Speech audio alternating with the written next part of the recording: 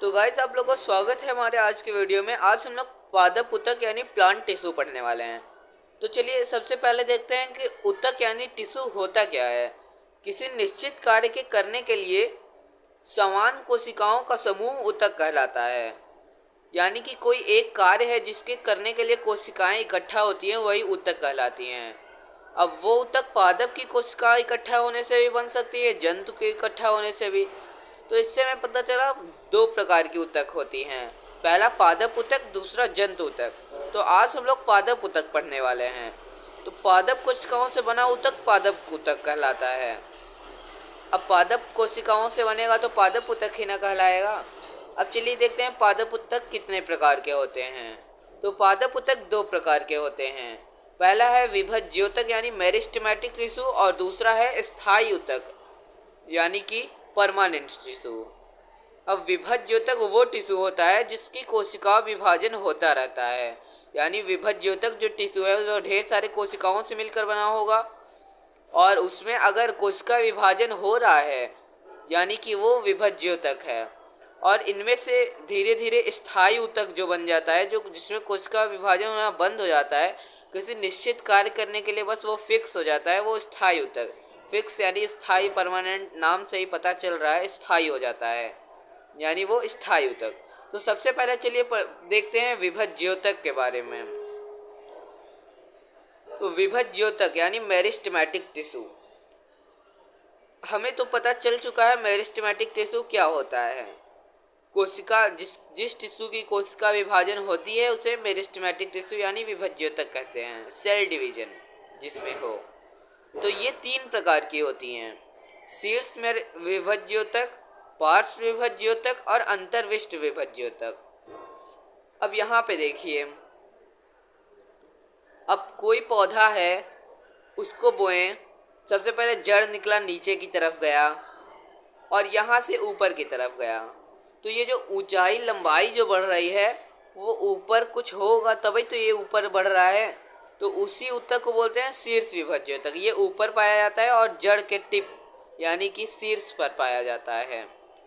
और दूसरा है पार्श्व विभज्य ऊतक। अब कोई पेड़ ऐसा तो नहीं होता कि ऊपर से बढ़ते जा रहा है और मोटाई उसका उतना ही है। अब मोटा भी धीरे धीरे होता है ना पौधा, तो वही जो धीरे धीरे मोटा होता है वो पार्श्व विभज्य ऊतक के कारण होता है। ये पौधों को मोटा बना देती हैं, धीरे धीरे मोटा मोटा मोटा बना देती हैं। और उसके बाद आता है अंतर्विष्ट विभज्य ऊतक। अब ये देखिए, यहाँ से पत्ती निकला है, यहाँ शाखाएं निकली हैं, इन दोनों के बीच में भी तो लंबाई बढ़ती है। क्या ये दोनों लंबाई सेम होगी? नहीं, सेम नहीं होती है, बढ़ती है लंबाई। तो इसको बोलते हैं अंतर्विष्ट विभज्य ऊतक। तो अब बढ़ते हैं आगे। तो अब देखते हैं स्थायी ऊतक। स्थायी ऊतक दो प्रकार का होता है। स्थायी ऊतक यानी कि परमानेंट टिश्यू, परमानेंट टिश्यू ये दो प्रकार का होता है, सरल स्थायी ऊतक, जटिल स्थायी ऊतक। अब सरल स्थायी ऊतक भी तीन प्रकार का होता है, पैरेंकाइमा, कोलेनकाइमा और स्क्लेरेंकाइमा। अब यहाँ आप देखिए, पैरेंकाइमा जो होता है वो खाना, भोजन को स्टोर करता है, जड़ में स्टोर करता है। जैसे गाजर है, उसके जड़ में स्टोर भोजन हम लोग खाते हैं। और तना में भी रहता है, जैसे गन्ने का देख सकते हैं एक तना में रहता है, उसको खाते हैं। वही पैरेंकाइमा स्टोर करता है। और कोलेनकाइमा जो है, आप लोग पौधों को देखे होंगे, वो जब तेज हवा चलता है झुक जाता है लेकिन टूटता नहीं है। वही जो लचीलापन प्रदान करता है वो कोलेनकाइमा ऊतक के कारण होता है। और स्क्लेरेंकाइमा, जैसे कि आप लोग नारियल को देखे होंगे, उसका बाहर भाग ठोस रहता है, वो मतलब मृत कोशिकाओं से बना होता है। तो ये पैरेंकाइमा, कोलेनकाइमा जीवित कोशिकाओं से बना होता है और स्क्लेरेंकाइमा मृत कोशिका से बना होता है। और इसकी कोशिका भित्ति पतली होती है, इसकी पतली नहीं होती है, किनारे पर मोटी होती है। और अब देखते हैं जटिल स्थायी ऊतक। तो जटिल स्थायी ऊतक भी दो प्रकार का होता है, एक पहला है जाइलम और दूसरा है फ्लोएम। तो जाइलम जो होता है, जैसे मान लीजिए यहाँ पौधा एक बनाते हैं, मान लीजिए ये एक पौधा है।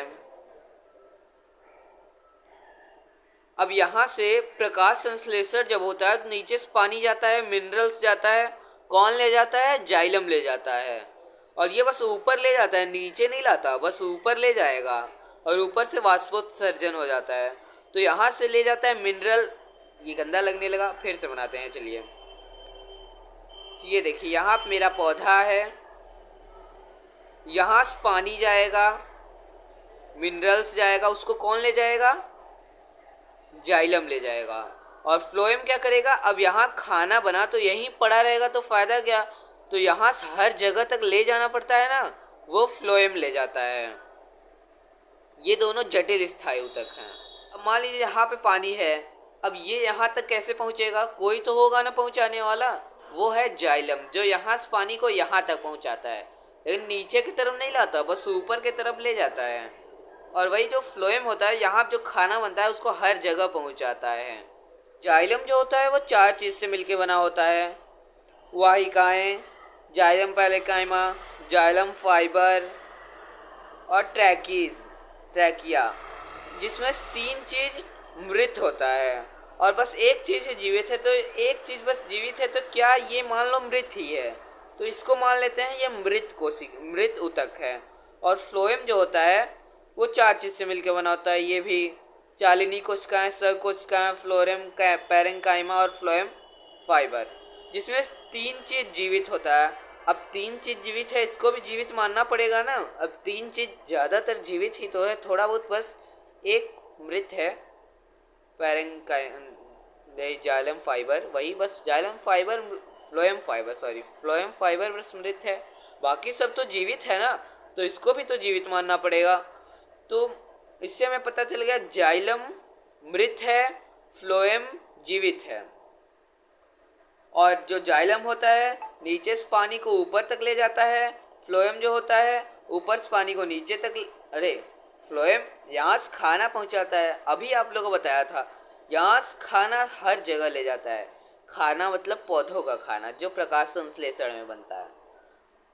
तो आज का चैप्टर यहीं पे एंड होता है। Thank you so for watching.